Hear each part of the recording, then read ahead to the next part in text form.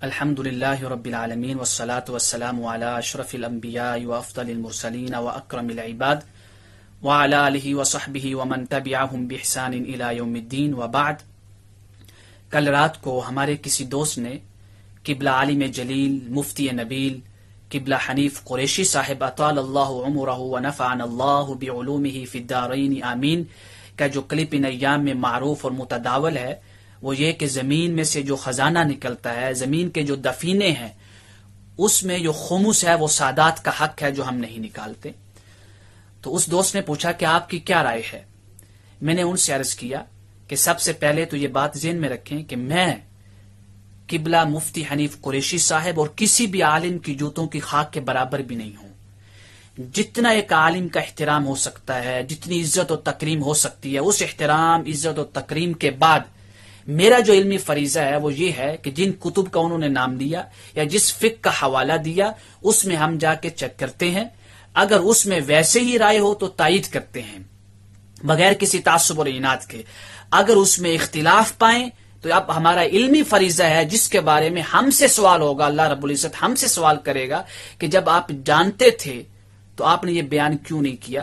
تو لہٰذا ایک علمی جو امانت ہے اس کو ادا کرنے کے لیے میں اپنے اختلاف کو بیان کرنے کا جواز رکھتا ہوں، لیکن اس میں کوئی بھی شخص یہ نہ سمجھے کہ میں قبلہ صاحب کی توہین کر رہا ہوں یا تنقیص کر رہا ہوں۔ نہیں، بہت بڑے عالم ہیں، بہت بڑے فاضل ہیں، متمکن مفتی ہیں، اور وہ میرے اساتذہ کی عمر کے ہیں اور میں ان کے شاگردوں کی عمر کا ہوں، تو یہ بات ذہن میں رکھیے گا۔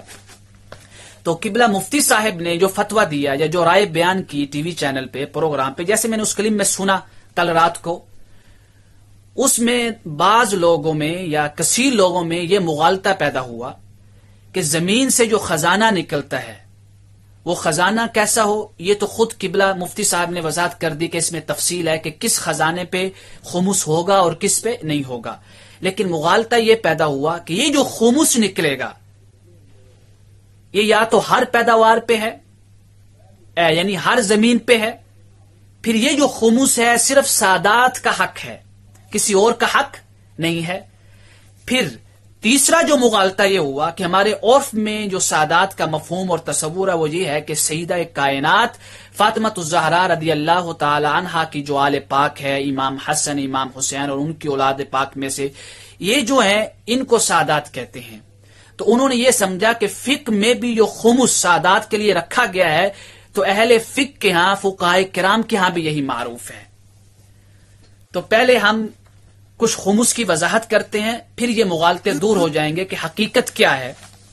اس میں سب سے پہلے جو ہم نے جن کتب سے یہ مسائل جمع کیے ہیں ان میں المبسوط للامام السرخسی، سرخسی بھی کہتے ہیں، اور سرخسی جو ضبط ہے یہ امام عبدالحی اللکھنوی نے عمدۃ الرعایہ میں یہ لکھا ہے یعنی سرخسی۔ تو آپ کی عظیم کتاب المبسوط، اس میں ہے باب المعادن وغیرہ، صفحہ 211 جلد 2 ہے، اور دوسری جو تعلیلات میں معروف کتاب ہے اور ترتیب میں معروف اور متداول ہے وہ ہے بدائع الصنائع، جس کی مثال نہیں ہے فقہ کی دنیا میں، کتب فقہ میں، امام الکاسانی رحمہ اللہ کی، فصل حکم المستخرج من الارض، صفحہ ہے 65 اور جلد ہے 2۔ اور تیسری کتاب جو ہمارے نصاب میں شامل ہے، درسیات میں اس کو پڑھایا جاتا ہے، وہ ہے الہدایہ۔ تو میں نے الہدایہ امام المرغینانی اور الہدایہ کے اوپر جو شرح ہے امام عینی کی، صاحب عمدۃ القاری کی، جس کا نام ہے البنایہ، اس کو دونوں کو ملا کے یہ مسائل جمع کیے، اور وہ ہے باب فی المعادن والرکاز، صفحہ ہے 404 اور جلد 3 ہے، اور آخر میں خاتمۃ المحققین عمدۃ المصنفین، حاشیہ ابن عابدین، یعنی امام ابن عابدین کا جو حاشیہ ہے اس میں ہے زکوٰۃ الرکاز، اس کا صفحہ 318 ہے جلد 2۔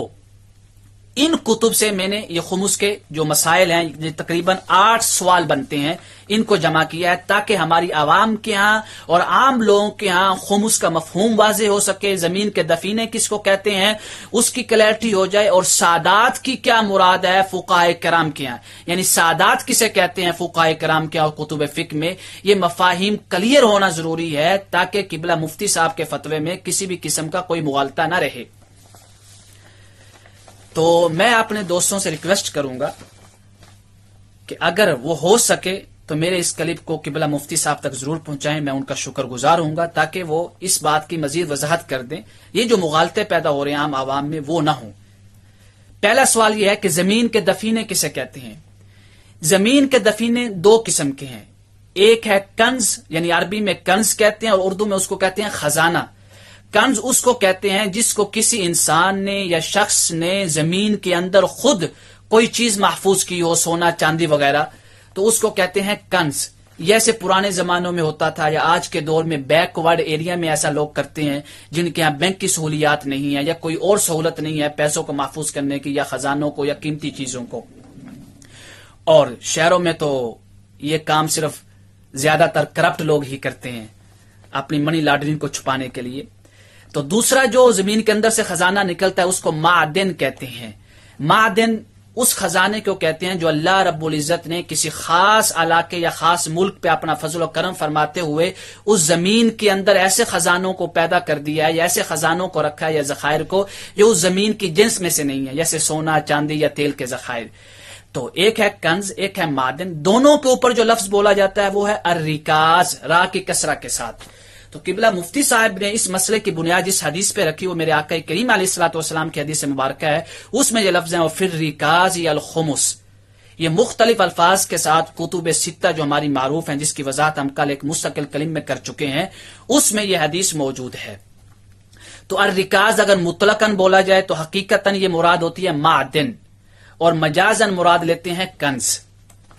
دوسرا سوال یہ جو اوپر ہم نے بیان کیا یہ بدائع الصنائع میں ہے۔ سوال نمبر 2 یہ ہے کہ زمین سے نکلنے والے دفینوں کی اقسام کیا ہیں؟ زمین سے جو خزانے نکل رہے ہیں اس کی دو قسمیں ہیں، یا تو جامد ہے یا مائع ہے۔ جامد یعنی ٹھوس چیز ہے، یا مائع یعنی پانی کی طرح بہنے والی چیز ہے۔ تو جامد جو ہے اس کی پھر آگے دو قسمیں ہیں، یا پگھلنے والے جامد ہیں جیسے سونا چاندی وغیرہ یا لوہا، یا پگھلنے والے نہیں ہیں جیسے یاقوت وغیرہ یا کوئی پتھر وغیرہ۔ تو یہ دو قسم کے خزانے نکلتے ہیں، جامد اور مائع۔ تیسرا سوال یہ ہے کہ یہ جو خزانے نکلتے ہیں تو کس پہ خمس ہوگا؟ زمین کے اندر سے جو خزانے نکلتے ہیں وہ صرف اس جامد پہ خمس ہوگا جو جامد پگھلنے والے ہیں، جیسے سونا اور چاندی پہ، باقی پہ خمس نہیں ہے۔ ائمہ حناف کے ہیں، یہ فقہ حنفی کے مطابق وضاحت کر رہا ہوں۔ ائمہ شافعیہ، ائمہ مالکیہ، حنابلہ کے ہاں دیگر وضاحتیں اور اس کی شروحات ہیں اور تفاصیل ہیں۔ سوال نمبر 4 ہے کون سی زمین سے نکلے تو خمس ہوگا؟ جیسا کہ الہدایہ میں لفظ ہیں ارض خراج اور ارض عشر۔ خراج اور عشر والی زمین پہ جو ہے اگر وہ دفینہ نکالے یا اس میں سے خزانہ نکلے تو اس میں خمس دیا جائے گا، یعنی اس میں سے نکلنے والا جو خزانہ ہے اس کو 5 حصوں میں تقسیم کریں گے، 5واں حصہ جو ہے وہ نکالیں گے، خمس جس کو کہتے ہیں۔ تو لہذا ہر زمین سے خزانہ نکلے تو خمس نہیں دیں گے، بلکہ ارض خراج اور ارض عشر، تو اس سے صحرا، سمندر اور گھر کے اندر خزانہ نکلے، جو گھر والی زمین ہے وہ نکل جائے گی۔ آگے اس کی تفصیل اور وضاحت علامہ ابن عابدین کی ایک اپنی رائے ہے جو انہوں نے بیان کی ہے کہ ارض خراج اور ارض عشر سے کیا مراد ہے، حاشیہ ابن عابدین کے اندر موجود ہے جو ہم نے صفحہ ذکر کر دیا ہے، اور اس کو آپ پڑھ سکتے ہیں الہدایہ مال بنایا میں بھی۔ سوال نمبر 5 ہے اس کا تصرف کون کرے گا؟ اس کا تصرف حاکم وقت کرے گا، یعنی حکومت کا جو متعلقہ ادارہ یا ڈپارٹمنٹ ہوگا وہ اس خمس کو تقسیم کرے گا، اور اگر کوئی خود کر دے تو حاکم اس کی رائے کا اقرار کرے گا، اس کی رائے کو، اس کے تصرف کو باطل نہیں کرے گا۔ یہ سوال نمبر 5 تھا، اور اس کے آگے سوال نمبر 6 ہے کہ یہ خمس کن کا حق ہوگا؟ ائمہ حناف کے ہاں خمس جو حق ہے وہ 3 لوگوں کا ہے، یعنی خمس کا جو حصہ ہے وہ 3 حصوں میں تقسیم کریں گے، ایک حصہ یتیموں میں تقسیم کریں گے، ایک مسکینوں میں تقسیم کریں گے، اور ایک ابناء السبیل یعنی مسافروں میں تقسیم کریں گے۔ یہ ائمہ حناف کے ہاں ایسا ہے، کیوں؟ انہوں نے استدلال کیا ہے خلفائے راشدین کے عمل سے کہ جب انہوں نے خمس اور مال غنیمت میں جو خمس کا حصہ تھا انہوں نے ایسے تقسیم کیا تو تمام صحابہ کرام اس پہ خاموش رہے، تو لہذا یہ اجماع کے مترادف ہے کہ اس پہ اجماع ہو گیا ہے، کیونکہ خلفائے راشدین ظلم نہیں کر سکتے اور شریعت کے خلاف عمل نہیں کر سکتے۔ اس کو بیان الاختیار میں امام موصلی نے کیا، الاختیار جو مختار کی شرح ہے، الاختیار لتعلیل المختار۔ سوال نمبر 7 ہے، اور امام سرخسی کے المبسوط میں بھی چیک کر سکتے ہیں۔ سوال نمبر 7 ہے اہل قرابت کون؟ یہ سوال بڑا اہم ہے۔ جب قبلہ مفتی صاحب نے سادات کا نام لیا اور آگے سیدہ کائنات فاطمہ الزہرا رضی اللہ تعالی عنہا کا نام لیا تو لوگوں میں یہ مغالطہ پیدا ہو گیا کہ سادات صرف یہ ہیں، ان کا حق ہے خمس۔ حالانکہ فقہا کے ہاں اور کتب فقہ میں یہ مراد نہیں ہے. کتب فقہ میں جیسے ملا علی قاری نے فتح باب العنایہ میں، امام عینی نے البنایہ میں، شرح ہدایہ میں، اور ملا علی قاری کی فتح باب العنایہ کا صفحہ ہے 72 اور جلد ہے 2، اس میں کہتے ہیں یہ جو خمس ہے کن کا حق ہے، یعنی ہاشمیوں کا حق ہے. اور ہاشمیوں سے کیا مراد ہے؟ بنو حارث اور بنو عباس، یعنی حضرت حارث اور حضرت عباس کن کی اولاد میں سے ہیں؟ حضرت عبد المطلب کی اولاد میں سے ہیں. اور آگے ہے آل علی، آل جعفر، آل عقیل رضی اللہ تعالی عنہم اجمعین. یہ ابو طالب جو میرے آقا کریم علیہ الصلوۃ والسلام کے پیارے چاچا جان تھے ان کی اولاد میں سے ہیں. تو فقہ کی کتب میں اور فقہائے کرام کے ہاں جب سادات یا قرابت رسول یا آل رسول کا لفظ بولا جاتا ہے تو یہ مراد ہے احکام فقہیہ میں. تو یعنی ان کا حق ہے صرف سیدہ کائنات فاطمہ الزہرا رضی اللہ تعالی عنہا کی جو اولاد پاک ہے صرف ان کا حق نہیں. تو لہٰذا یہ لوگ مغالطہ دور کر لیں جن کے ذہنوں میں یہ مغالطہ پیدا ہوا ہے. یہ تھا سوال نمبر 7. سوال نمبر 8 ہے کیا یہ زمین سے جو خزانے نکلیں گے اس پہ نصاب شرط ہے؟ حولان الحول شرط ہے جیسے زکوٰۃ میں ہے؟ نہیں. زمین سے جو خزانے نکلتے ہیں یا زمین کے جو دفینے ہیں اس پہ نہ تو نصاب شرط ہے، چاہے قلیل ہو چاہے کثیر ہو خمس دینا ہوگا، اور نہ ہی حولان الحول شرط ہے ائمہ احناف کے یہاں، یعنی یہ شرط نہیں ہے کہ پورا سال اس پہ گزرے.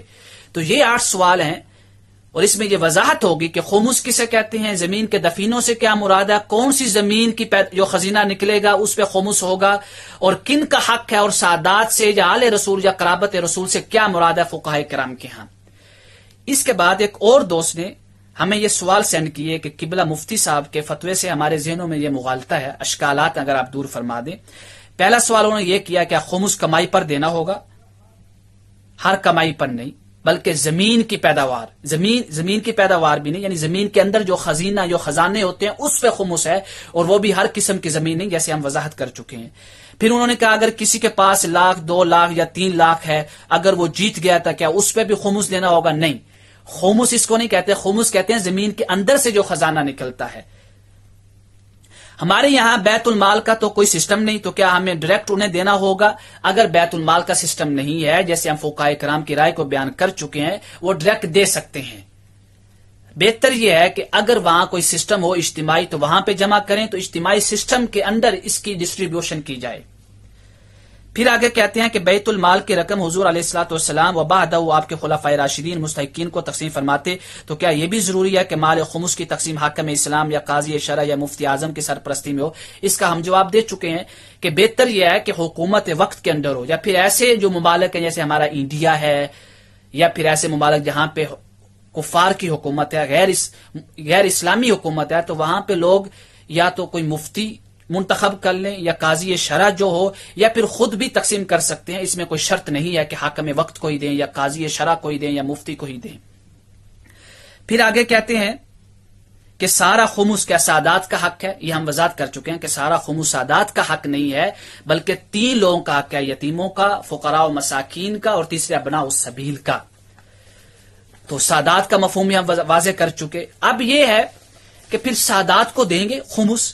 اس کی وضاحت امام کاسانی نے بدائع الصنائع میں اور امام موصلی الحنفی رحمہم اللہ آپ نے الاختیار میں وضاحت کی ہے کہ سادات کو یہ حق ملے گا فقراء کے اندر، یعنی ان کو بھی حق دیا جائے گا، بلکہ ان کا حق تو مقدم رکھا جائے گا فقراء میں جب تقسیم کریں گے، کیونکہ یہ زکوٰۃ نہیں ہے، یہ مال غنیمت کے حکم میں ہے. تو مال غنیمت تقسیم کرنا گویا کہ ایسے جیسے آپ کسی کو پے دے رہے ہیں، یعنی ہدیہ کر رہے ہیں، تبرع کر رہے ہیں، کوئی زکوٰۃ یا صدقہ نہیں ہے. تو لہٰذا خمس کا دینا سادات کو یا آل رسول جو قرابت رسول جو فقہائے کرام کے ان کو دینا، یہ اس حدیث کے خلاف نہیں جس میں یہ فرمایا گیا ہے کہ صدقہ ہمارے آل پر حرام کر دیا گیا. ایک اور بات یاد رکھیں کہ امام طحاوی نے، جس کو ملا علی قاری نے بھی ذکر کیا اور امام طحاوی کی اپنی کتب میں بھی ہے، کہ انہوں نے ایک روایت یہ ذکر کی ہے کہ آل رسول صلی اللہ علیہ وسلم کو بھی زکوٰۃ دے سکتے ہیں آپ کے وصال کے بعد، کیونکہ اب خمس میں ان کا حق نہیں ہے مستقل. لہذا یہ رائے کو ہے معتمد و مفتہ بھی نہیں ہے. مفتہ بھی وہی ہے کہ سادات کو زکوٰۃ نہیں دے سکتے، یہ ان کی شان ہے، یہ میرے آقا کریم علیہ الصلوۃ والسلام کی تکریم اور عزت اور احترام کے حساب سے ہے. تو لہٰذا جن بھی دوستوں کو قبلہ مفتی صاحب کے فتوے سے جو بھی مغالطہ پیدا ہوا ہے، اس وضاحت کے بعد اور مختصراً جو وضاحت ہم نے کی ہے، جو تفصیل بیان کی ہے، اپنے مغالطے کو دور کر لیں. اور آخر میں پھر کہوں گا کہ میں نے قبلہ مفتی صاحب یہ مطلب نہیں ہے کہ میں نے ان کی رائے کو وضاحت کر کے ان کی توہین یا تنقیص کی ہے. کسی بھی عالم کا احترام کا معنی یہ بھی ہوتا ہے کہ آپ حق رائے کو بیان کریں احترام اور عزت اور تکریم کے ساتھ.